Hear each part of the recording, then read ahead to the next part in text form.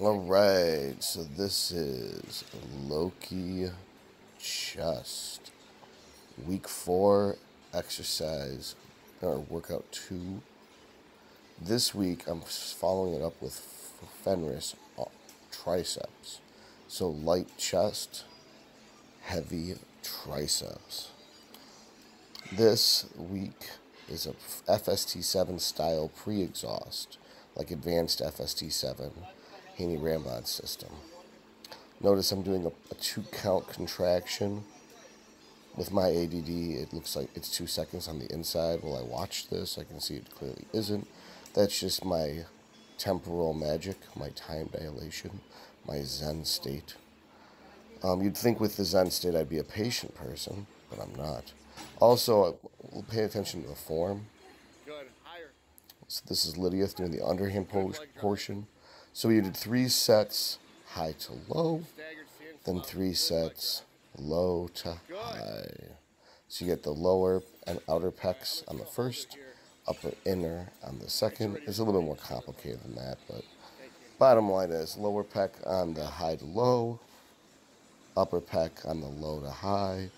And if you notice, the way I do them is different from other people. Basically, my range of motion keeps it on the chest. It's not that I'm shortchanging myself. It's that I don't want to go too far back because musculature prevents it. And also, it's no longer chest. It's shoulders. If I come further back than that, I'm not going to feel it in my chest anymore. You can see the chest is stretching, the chest is contracting, the chest is stretching. You can look on the medial or inner border of the right pec and see the fibers are in a constant contracted state. And you don't see a whole lot of chest delt striations. Of course, the low to high is going to be more upper chest. Shit happens. That's how it's done. How's that for you? Then we're moving on to the mass movement, which is 3 sets of 10 to 12 incline dumbbells. You notice that I usually use some type of variation on inclines for just about everything, whether it's 15 degrees or 30 degrees, or almost some of you might feel that my military presses are more like 60 or 75 degrees, and I reserve the 90 degree or straight up movement for dumbbells and not barbells. You'll probably notice that was really fast. It's because for me that's light. That's just a really quick warm-up. It's not something significant. You can't get hurt. Wipe it down. Notice that my placement is all the way up by my shoulders, whereas hers are by her chest or nipples. Lydia, this isn't a wrong way of doing it. It's just a different way of doing it. She's going to get more total chest, you would think. But when I do it like that, I get more anterior delt and tricep, less upper chest. And the reason I'm doing this exercise is I want to have the shelf, the upper chest. So that's why I'm all the way elbows wide, is because I don't get rotator cuff issues from doing it this way like so many other people do. Partially because if you notice how my elbows come down low enough to where my humeruses form a straight line across. My middle upper back is pinched, but my elbows don't come super low. That's why I think my rotator cuffs are so happy, whereas everyone else's rotator cuffs are very unhappy. And by rotator cuff, I mean the supraspinatus tendon. Hopefully, after 4 minutes of this recording, this is recording and I'm not wasting my time and breath. Notice it gets a little bit heavier. She's going with a little bit more like my form. Notice how much lower her elbows come than mine. I wouldn't suggest doing that with your elbows flared out to the sides. That would tear up your rotator cuff. By her bringing her elbows in 30 degrees, she's able to protect her rotator cuff, but I feel it's more anterior delt or front delt and less upper chest. So you have to use less weight and you don't get what you're going for.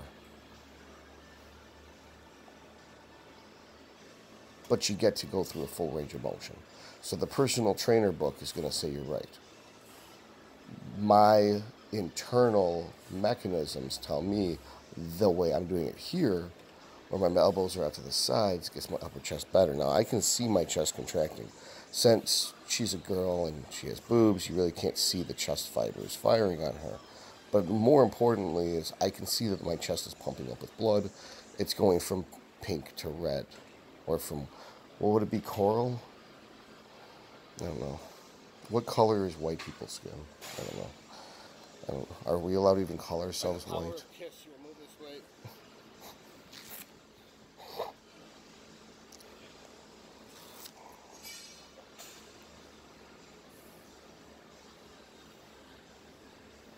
Yeah, her elbows come down low as fuck.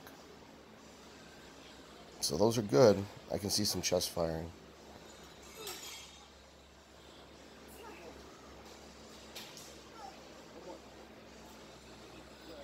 Put the camera down and help.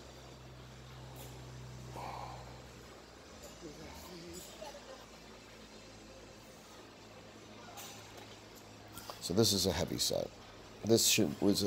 I had done 105 the week prior after doing heavy barbell benching. So I assumed this 95 would be doable. And I should have gotten 10 to 12.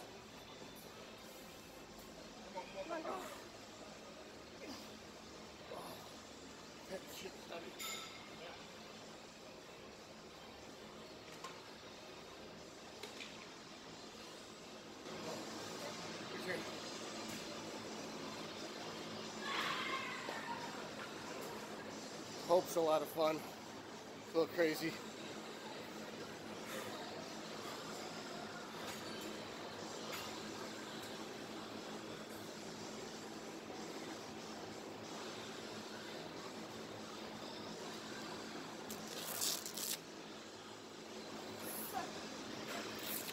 Good.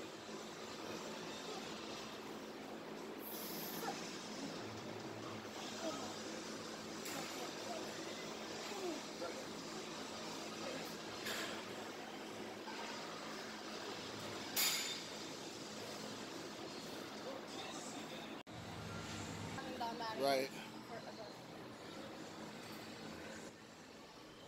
So now we're doing a incline hammer strength press with a 60-degree angle. And I want you to pay special attention right here to the direction of my forearm and how my elbow is behind my hand. Now I just changed it. I tucked my elbows in a little bit more, so you'd think I'd get more upper chest, but I'm not. I got more anterior delt.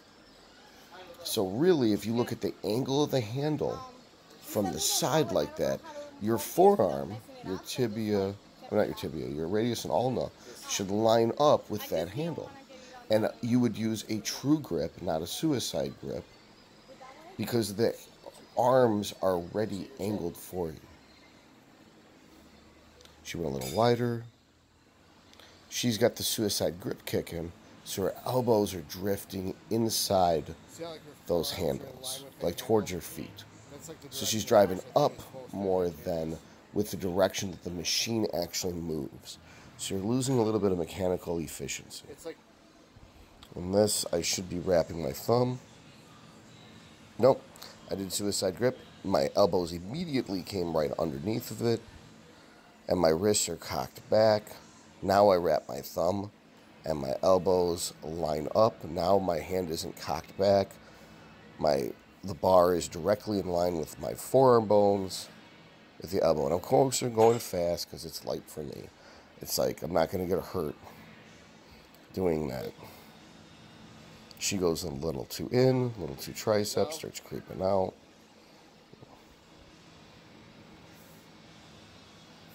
Because she's using an in grip and triceps are activating, she immediately started using her elbows. And they start drifting in a little bit so the triceps can work more because her hands are in a little closer.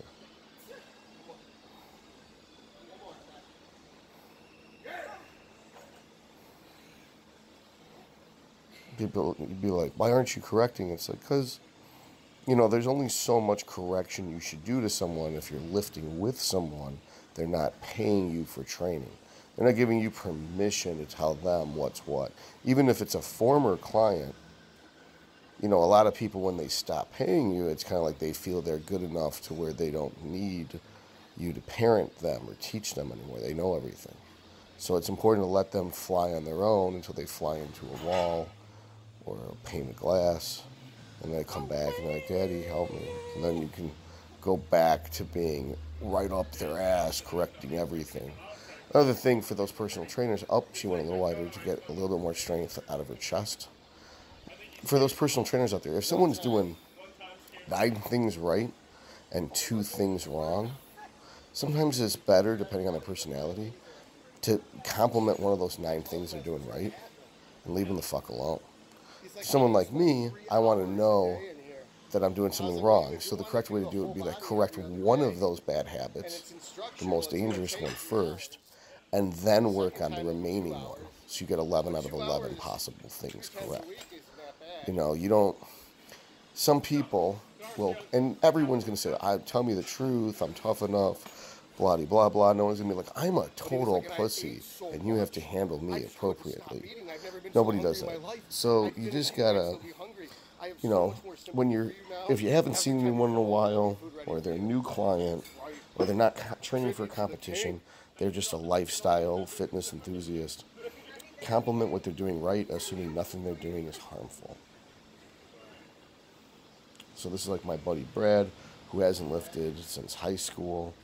So it's been like 15 years since he's picked up a weight. So I want him to come back. You know, I want him to have a good time. It's not about correcting what's wrong. It's about encouraging what's right. Just had a baby too. Like this is his paternity leave, so he's able to get out of his house to actually work on himself. So I want to make this a productive month for him. I've also been playing RPGs like Dungeons and Dragons or Vampire the Masquerade with the guys since he was in freshman in high school. And she introduced him to his girlfriend and mother of his 2 kids. Or I didn't introduce him, but it's something along those lines. It's just the simple 1-sentence explanation.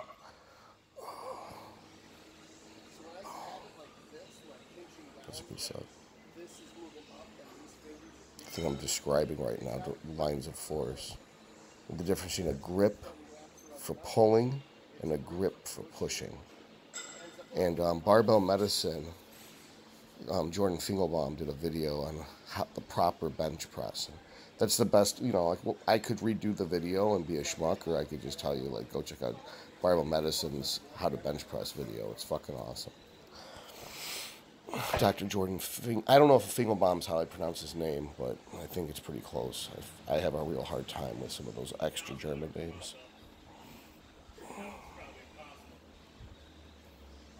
No, because he's concerned about dying.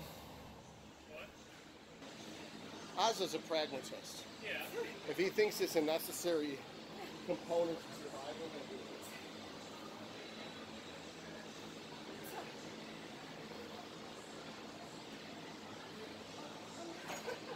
I just, you know, with the black belt, it'd be really useful for him. Yeah. If he could move.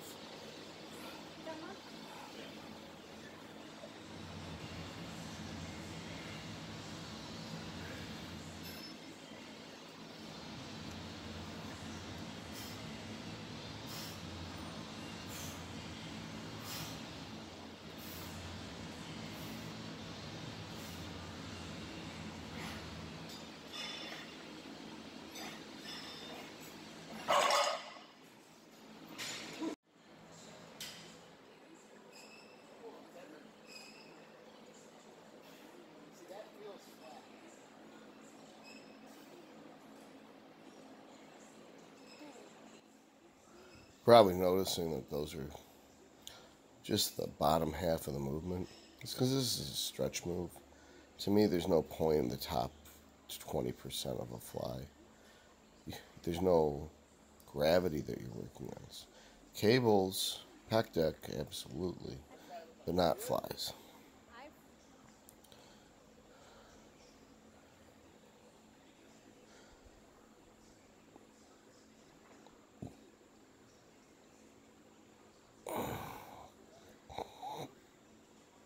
think on my next set you can see that there's a certain point which the pecs don't really contract anymore.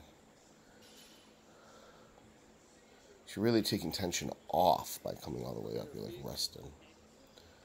Good powerlifting stance, but her toes aren't down. They're just floating there. Power. Flux capacitor. 121 gigawatts. I tap your shoulder and you learn how to do that.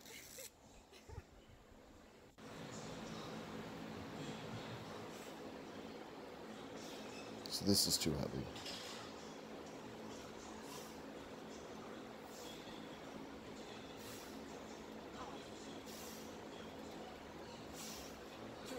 Yeah, it was supposed to be 12 reps and it was 5, so clearly too heavy. So I finished the set out with less weight.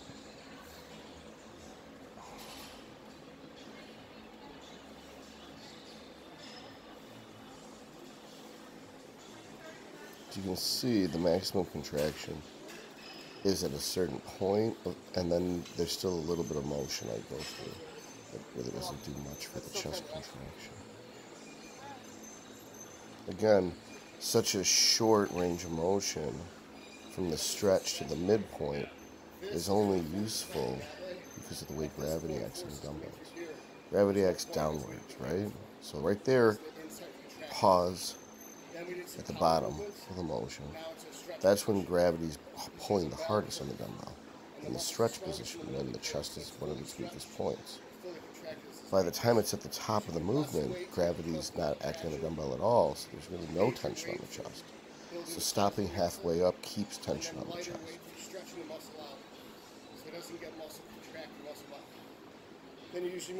Additionally, coming below parallel doesn't make it heavier. It just might overly stretch the chest. It might not be chest anymore. It might just be rotator cuff. It depends. Depends on where you feel it. If you're feeling in your arm or your shoulder, your arm's too low.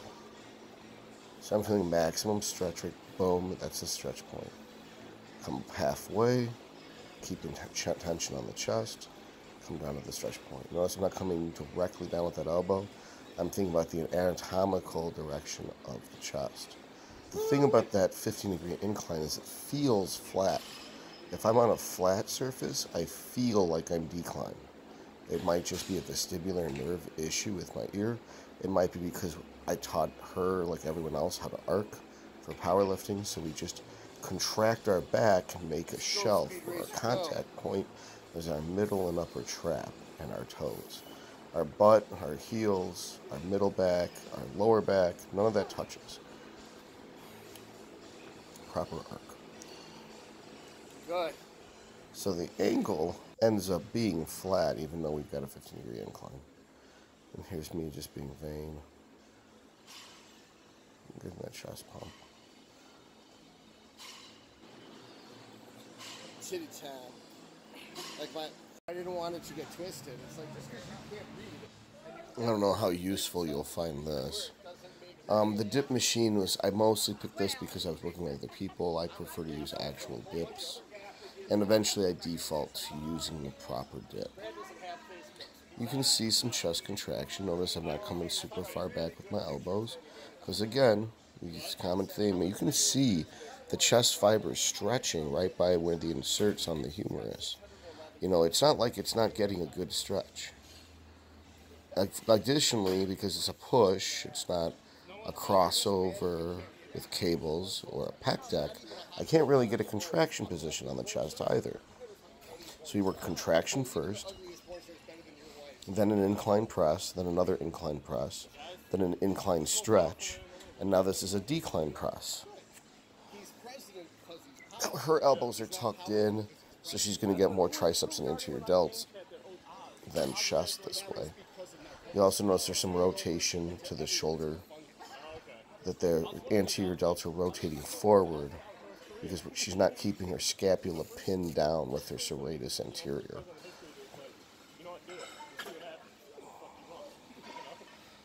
But those are pretty good. Those are pretty good reps. I'm going to go way too heavy here, and you'll notice that it's difficult for me to stay in the seat because I'm going to slide. Using more weight than I weigh. So it's like a weighted dip in a sense. My hand slid. And some good chest. You can see it pumping up with blood with every rep. I need to get heavier. Fucking dieting. Not right now. I'm too light to lift the weight. It's good for pull-ups though. Got sweat in my eye. So same type of thing. Shoulders back. So on this, I'm driving through my heels, getting my ass into the seat so that my shoulder blades can contact, but typically I wouldn't do that. I just need to do that because of the weight difference. I should probably do real dips. I didn't think I'd be capable of handling that kind of weight this late in the workout. You got another one? Yeah! Straighting this thing.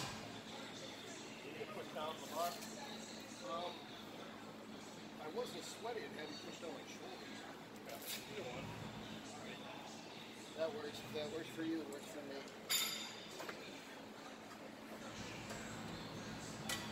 So, push down my shoulders, I can get position.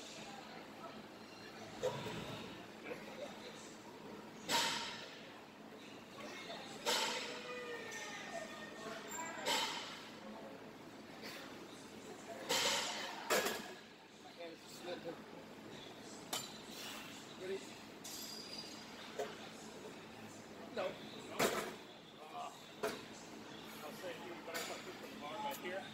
You need regular dips. Maybe. You're right. My son has real dips. I just didn't want to move the camera. He's up. You right?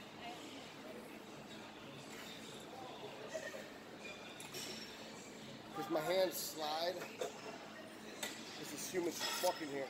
Just so you guys at home know, look how much effort she put into doing her hair and how silky smooth it looks.